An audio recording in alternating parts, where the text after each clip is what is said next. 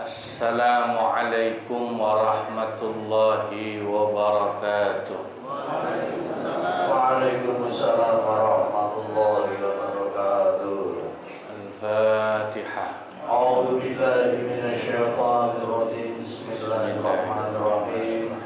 Alhamdulillahi rabbil alamin. Arrahmanir rahim. Maliki yaumiddin. Iyyaka na'budu wa iyyaka nasta'in. Ihdinas siratal mustaqim. Shiratal ladzina an'amta 'alaihim ghairil maghdubi 'alaihim waladdallin. Amin. Bismillahirrahmanirrahim. Alhamdulillahi rabbil alamin. Wassalatu wassalamu ala sayyidina wa maulana Muhammadin Sallallahu alaihi wasallam. wa ala alihi wa sahbihi ajma'in, amma ba'du. Hadaratil muhtaramin wal muhtaramat, para asatidzah, para guru, bil khusus Bapak Kiai Haji Muhammad Ja'far, Bapak Kiai Haji Ahmad Habibi, Bapak Kiai Abdul Hamid Mustafa, Bapak Kiai Haji Muhammad Misjan, pengurus Majelis Ta'lim Ukhuwah Islamiyah, Bapak Haji Muhammad Basrain, Bapak Ustaz Haji Muhammad Tahir, juga pengurus Masjid Babur Rahim, Bapak Ustaz Suwanto, para sesepuh, ya, ada Bapak Haji Muhammad, ada Bapak RW dan lain-lain. Bapak Ibu yang hadir semua, moga-moga dicatat sebagai ahli surganya Allah. Alhamdulillah, pagi hari yang penuh berkah ini kita kembali bisa lanjut ngaji Fathul Mu'in, halaman berapa? 38, tengah ya? Tengah. Bismillahirrahmanirrahim. Wa sahha an-nikahu, ya. Dan sah hukumnya pernikahan itu bimasturai adalatin, dengan dua orang saksi nikah yang mastur keadilannya. Makna mastur keadilannya itu, kalau diterjemahannya itu, kalau di syarahnya di i'anatut talibin ay majhulul hal. Saksinya itu tidak diketahui apakah dia itu orang yang adil atau orang yang fasik. Gitu. Ya, sama-sama tidak diketahui keadilan dan kefasikannya. Adil lawannya fasik. Adil itu baik secara ibadah dan akhlak. Fasik itu berarti jelek secara agama dan juga akhlak. Gak tahulah orang pokoknya. Tuh orangnya rajin sholat apa enggak, gak tahu, gitu ya. Orangnya suka mabok apa enggak, nggak tahu. Kalau orangnya suka mabok kan jelas fasik, gitu ya. Kalau orang yang nggak mabok, nggak maksiat, rajin sholat, rajin ngaji, kan masuknya adil. Ini nggak jelas. Dua orang saksi nikah ini nggak jelas, disebut masturai adalah. Wahuma man lam yu'raf lahuma mafsaqun, yaitu kedua saksi tadi orang yang tidak diketahui dengan jelas kefasikannya. Itu sah hukum nikahnya. Di awal atau di depan bab saksi kan disyaratkan saksi nikah itu harus adil. Ya. Kama nassa alaihi, sebagaimana telah dinas akan hal tersebut oleh ashabus Syafi'i, para pengikut Imam Asy-Syafi'i, oleh Asy-Syafi'i, Imam Asy-Syafi'i, wa'tamadahu jam'un, dan dipedomani, diiktimadi, dipedomani, dipegangi oleh segolongan ulama. Wa atalu fihi ay wa atalu al-bahtha fihi, dan para ulama cukup panjang lebar dalam pembahasan masalah masturul adalah atau saksi yang majhulul hal itu.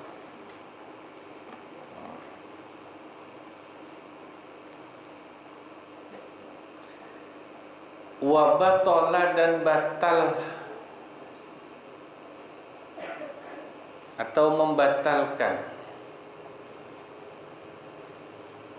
atau menjadi batal as-satru, status tertutupnya, tidak diketahuinya keadilan saksi itu, bitajrihi adlin, dengan adanya tajrih,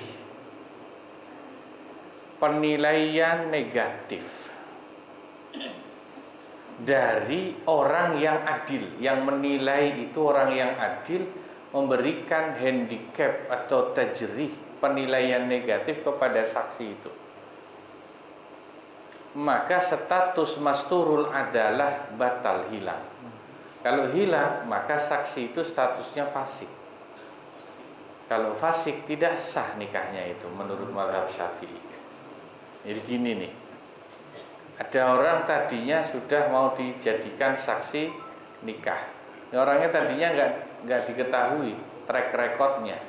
Ini orang adil apa orang fasik. Tiba-tiba ada orang yang adil, orang yang kredibel, terpercaya, mengatakan, oh saya tahu, dia mah kalau malam minggu suka nongkrong di kafe itu, misalnya begitu ya. Itu tajrih, penilaian negatif ya kepada seseorang karena ada aib, dan penilaian itu diberikan oleh orang yang adil, terpercaya. Status masturul adalahnya saksi itu gugur, lalu dia statusnya menjadi status fasik. Bahasa tajrih, ta'dil itu bahasa yang sebetulnya lebih sering digunakan dalam ilmu mustalahul hadis. Ada ilmu dalam bidang ilmu hadis namanya al-tajrih wa ta'dil, atau disebut juga ilmu rijalil hadis, ilmu yang membahas tentang kredibilitas riwayat hidup para perawi hadis. Itu ilmu rijalul hadis, disebut juga at-tajrih wa ta'dil. Itu banyak ulama hadis menulis kitab-kitab at-tajrih wa ta'dil atau ilmu rijalul hadis itu. Dah, ilmu ini ilmu penting. Dari sinilah sanad hadis ditelisik dan ditelusuri. Ini rawinya itu thiqah, terpercaya apa enggak, rawinya adil apa fasik, jujur apa suka bohong, hafalannya bagus apa sering lupa. Itu ketahuan dari ilmu at-tajrih wa ta'dil atau ilmu rijalul hadis itu. Nah, itulah kemudian dari situ ulama ahli hadis bisa menyimpulkan ini hadis statusnya sahih karena semua rawi-rawinya thiqat. Oh, ini hadis dhaif, lemah, karena rawinya ada yang sering bohong misalnya. Nah, tahunya sering bohong dari mana? Ya track record sejarah rawi itu ditelusuri. Nah, itu namanya at-ta'dil wa tajrih atau at-tajrih wa ta'dil. Imam Al-Bukhari kan yang paling terkenal sebagai ulama hadis, sangat ketat memberikan standar rawi hadis menjadi hadis sahih itu rawinya betul-betul standarnya ketat. Orangnya tidak hanya hafalannya kuat, nggak boleh lupa Pak ulama ahli hadis itu. lupa sekali itu, ya, lupa sedikit itu sudah cacat sebagai ahli kalau sampean kan bukan lupa sedikit lupa kalau sampean. Ya. Bohong sedikit itu sudah cacat, tidak bisa hadisnya diriwayatkan, diterima. Kalau sampean ibu-ibu kan sedikit-sedikit, sampai ada cerita Imam Bukhari itu tidak jadi meriwayatkan dan mengambil hadis dari seseorang yang katanya orang itu alim, ahli ibadah, padahal gara-gara satu kejadian Imam Bukhari lihat orang itu ngebohongin ayam padahal yang dibohongin. Gimana manggil ayam kayak mau dikasih makan? Gimana tuh kalau manggil ayam ker gitu ya? Ayam datang nyamperin kagak dikasih makan, ditangkep. Imam Bukhari langsung bilang, hadza mardud, ini orang nggak bisa diterima, ditolak nih hadisnya. Ayam aja dibohongin, gayanya mau dikasih makan, nggak jadi dikasih makan, dibohongin, apalagi hadis urusannya sama Nabi. Itu namanya al-jarh wa ta'dil. Ya Allah, dulu saya ingat waktu mondok itu ngaji. Jadi orang itu sudah dihukumi fasik, tidak adil lagi, memenuhi syarat kriteria adil. Itu kalau sudah bohong, tahuan track recordnya suka bohong, suka maksiat. Bahkan jangankan suka bohong dan maksiat, yang jelas menghilangkan sifat adilnya, ya suka nyawer misalnya. Dulu guru-guru saya itu ngasih tahu, kalau ada orang suka makan jajan di pinggir jalan, ya kan beli makanan ada dua caranya ya, beli bungkus makan di rumah, beli makan di tempat. Itu orang yang biasa makan di tempat, di warung, itu hilang muruahnya, hilang kehormatan agamanya. Kenapa? Dosa Pak, halal nggak sih? Halal sih halal. Dosa sih belum tentu. Tapi kenapa hilang muruahnya? Karena kalau makan di tempat itu potensi maksiat besar, fitnahnya besar. Kalau yang beli laki-laki jajan di warung, potensinya ngelihat perempuan banyak, betul? Atau kalau sebaliknya yang makan bakso itu perempuan, nggak sama suaminya, jajan bakso sendirian, nggak sama pasangan halalnya atau mahramnya, maka fitnahnya juga besar. Diliatin, digodain laki-laki.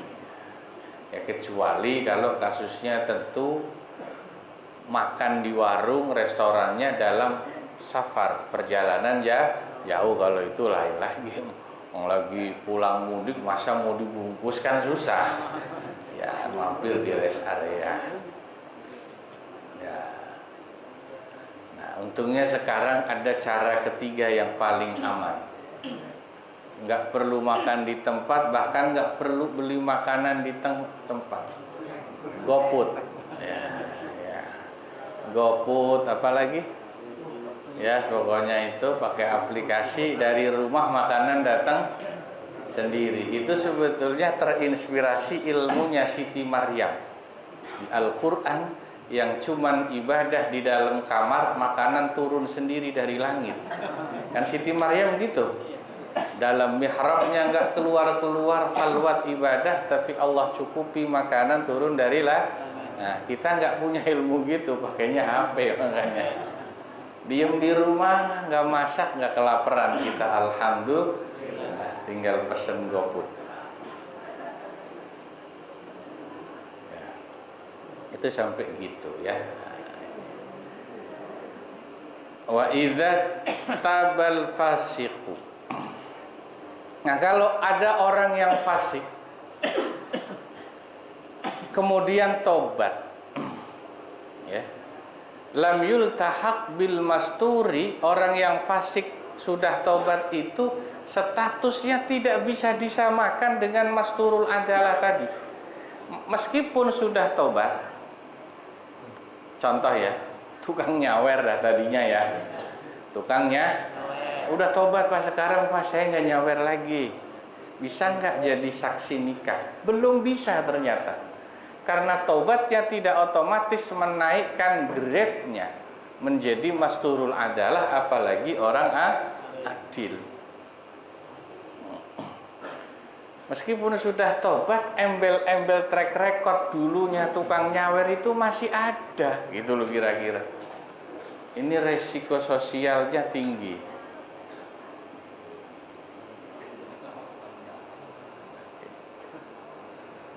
Wa yusannu, dan disunnahkan istitabatul masturi ingdal aqdi,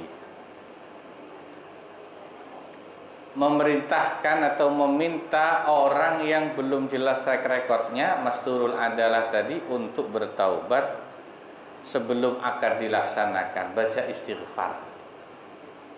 Baca istighfar sebelum akad, sunnah hukumnya, bukan wajib ya. Makanya biasanya baca istighfar nggak diajakin sama pengulu istighfar kan ya? Ya baca istighfar kan gitu ya. Qulu jami'an, habis Ustaz Tahir khutbah nikah kan gitu. Qulu jami'an astaghfirullah. Itu sunnah. Ya sebetulnya yang ditekankan untuk saksinya itu istighfar itu. Supaya apa? Takutnya ada potensi dia itu karena track recordnya nggak jelas. Mudah-mudahan dengan istighfar itu, mudah-mudahan ya, meskipun sebetulnya secara fikih tidak merubah status saksi dari masturul adalah langsung menjadi adil beneran, itu enggak, tapi ya itu antisipasi. Nah, istighfar itu sebetulnya bukan rukun atau syarat nikah, hanya sunnah ya. Habis istighfar terus baca apa? Syahadat ya. Asyhadu alla ilaha. Nah, yang lebih penting itu syahadatnya. Kenapa? Karena nikah tidak sah, saksi tidak sah, pengantin tidak sah, wali tidak sah kalau bukan orang Islam. Betul kan? Syahadat itu jauh lebih penting. Jadi kelihatannya cuman syahadat, tapi itu sebetulnya sangat krusial menentukan prosesi akad nikah sah atau tidak. Baca syahadat. Kenapa? Siapa tahu sehari-hari kita bikin dosa yang bikin Islam kita rusak, bisa enggak? Enggak sengaja iman kita rusak, bisa enggak? Tanpa sengaja kita melakukan perbuatan yang menyebabkan murtad dari Islam, bisa enggak? Kalau orang tanpa dia tahu dia sudah murtad atau keluar dari Islam, kan nggak sah nikahnya, bukan orang Islam, baik wali, pengantin, saksi. Makanya syahadat itu lebih penting dalam prosesi akad nikah, supaya terjamin keislaman para pelaku yang hadir di akad nikah itu. Apalagi saksinya nggak pernah sholat, walinya nggak jelas sholatnya, pengantinnya nggak jelas sholatnya, kan berarti jarang baca syahadat dia. Orang jarang sholat, ya minimal seumur hidup syahadat lah pas nikah gitu ya kan. Ya. Nah, ini kan kadang-kadang ya jadi semacam ironi. Orang Islam syahadatnya dalam hidup sekali waktu nikah doang. Di situ sholat nggak pernah, ya tapi mudah-mudahan masih diakui lah Islamnya ya, mudah-mudahan.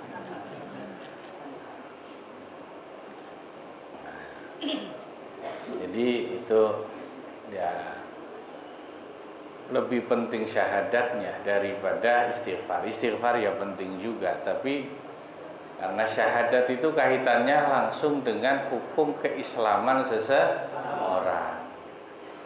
Makanya kalau madhab Abu Hasan Asyadzili atau Imam Syadzili malah dibalik. Kalau kita kan biasanya istighfar dulu baru syahadat ya. Kalau madhab Syadzili dibalik, syahadat dulu baru istighfar. Kenapa? Lah kalau sampean belum jelas Islamnya, istighfar percuma juga. Istighfar kan minta ampun. Allah nggak bakal kasih ampun kalau sampean bukan orang Islam. Maka kalau Imam Syadzili ngajarin syahadat dulu supaya sampean Islamnya jelas. Kalau sudah syahadat baru istighfar. Nah, itu juga ada dalilnya.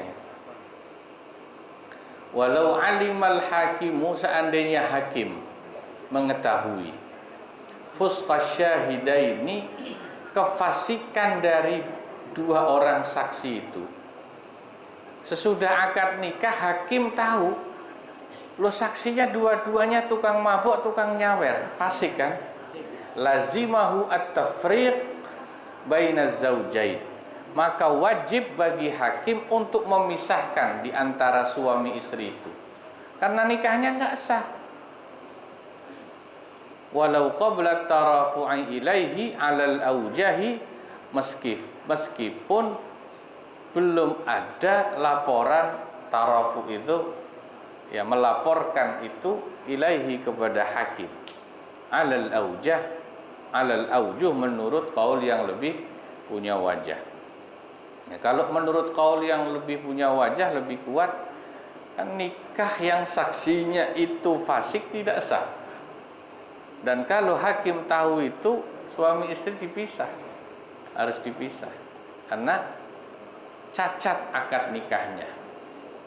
Nah ini makanya nggak sembarangan ini. Kalau mazhab yang pakai pendapat ini di Jakarta ini jangan-jangan banyak akad nikah yang nggak benar, karena milih saksinya, track recordnya, kredibilitasnya nggak jelas. Bahkan kadang-kadang saksi yang doyan nyawer dijadikan saksi. Ini makanya ini solusinya ulama nih. Nih ya, kalau akad nikah sudah jadi nggak enak Pak, dari sepihak laki-laki keluarganya si ini, dari pihak perempuan yang dianggap tua jadi saksi. Padahal dua-duanya itu saksi yang nggak jelas memenuhi syarat fikih karena fasik tadi. Maka supaya sah, ini penghulu harus pinter ini, atau yang membawa acara nikah ya Ustaz Thohir harus pinter gini. Boleh yang dicatat di KUA saksinya dua orang itu, yang dilihat KTP-nya itu yang tanda tangan. Tapi waktu sebelum akad nikah dikatakan, diminta semua yang hadir mohon menjadi saksi. Sehingga otomatis saksinya nggak dua orang itu, tapi semua yang hadirin, hadirat. Nah kalau semua yang hadir kan insya Allah ada ustadznya gitu ya, Ustadz Thohir, ada siapa, insya Allah. Nah dari mereka pasti ada orang yang hadir. Itu solusi yang aman gitu. Ya silahkan formalitas negara yang dicatat di buku nikah saksinya dua orang itu. Tapi disampaikan kepada hadirin hadirat untuk ikut menjadi saksi.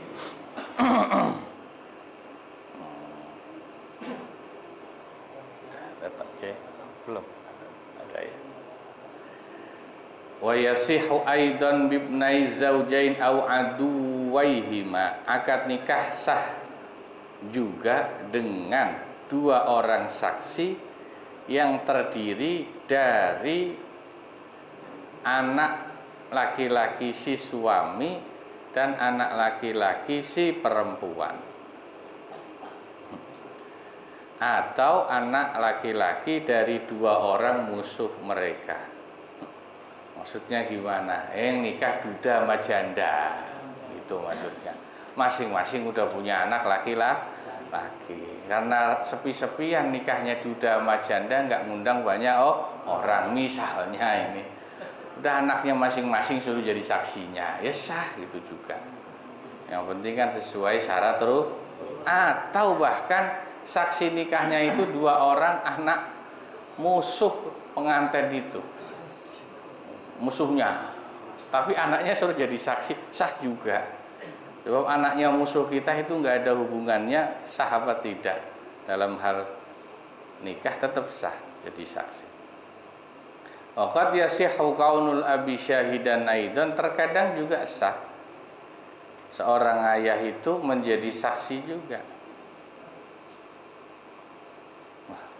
Loh, bapak kan mestinya wali, Pak. Kok malah jadi saksi ini gimana? Kadang-kadang. Jadi enggak normal. Contohnya dalam kasus ka'an takuna bintuhu qinnatan. Seorang ayah itu anaknya menjadi budak. Ya. Anaknya statusnya budak wanita. Maka bapaknya tidak bisa menjadi walinya. Nah, dia bisa jadi saksi anaknya. Wa zahiru kalamil hanati, adapun menurut zahir pembicaraan al-hanati, bal sarihuhu, bahkan sarihnya, secara sarihnya, jelasnya, annahu sesungguhnya la yalzamu, tidak wajib,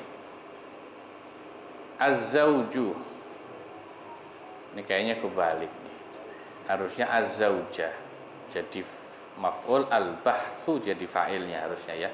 Tapi situ tulisannya az-zawju al-bahtha. La yalzamu zauja al-bahthu an halil wali, tidak wajib bagi calon suami untuk membahas atau meneliti keadaan kepribadian wali nikah atau calon mertua, wasyuhudi, dan keadaan kepribadian atau track record para saksi.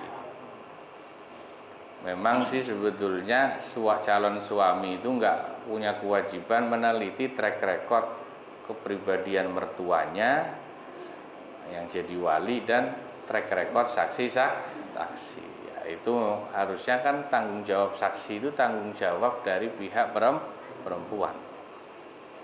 Qala syekhuna, berkata guru kami, wa huwa kadzalik, memang demikianlah adanya. Tidak wajib bagi calon suami untuk membahas keadaan diri dari wali nikah dan para saksi. Illam yadhunna wujuda mufsidin lil aqdi, jikalau suami itu, calon suami itu tidak punya prasangka akan adanya sesuatu yang bisa merusak akad nikah. Tapi kalau memang dari awal dia sudah ada kecurigaan nih, kayaknya saksinya si ini nggak bener nih, atau bapaknya yang jadi wali ini nggak sah. Kenapa? Karena misalnya nih, meskipun statusnya itu bapaknya si perempuan, tapi dulu dengar anak perempuan itu lahir di luar nikah, udah hamil baru nikah ibunya, berarti kan anak waladuz zina ya. Itu bapaknya kan nggak bisa jadi wali nikah itu, meskipun di kakaknya bapaknya itu dia. Nah, kalau ada yang seperti itu harus diteliti. Nanti kan walinya wali hakim, ya. Nah, itu penting, ya. Wa bana butlanuhu ay an nikah wallahu a'lam bishawab. Terima kasih. Wassalamualaikum warahmatullahi wabarakatuh.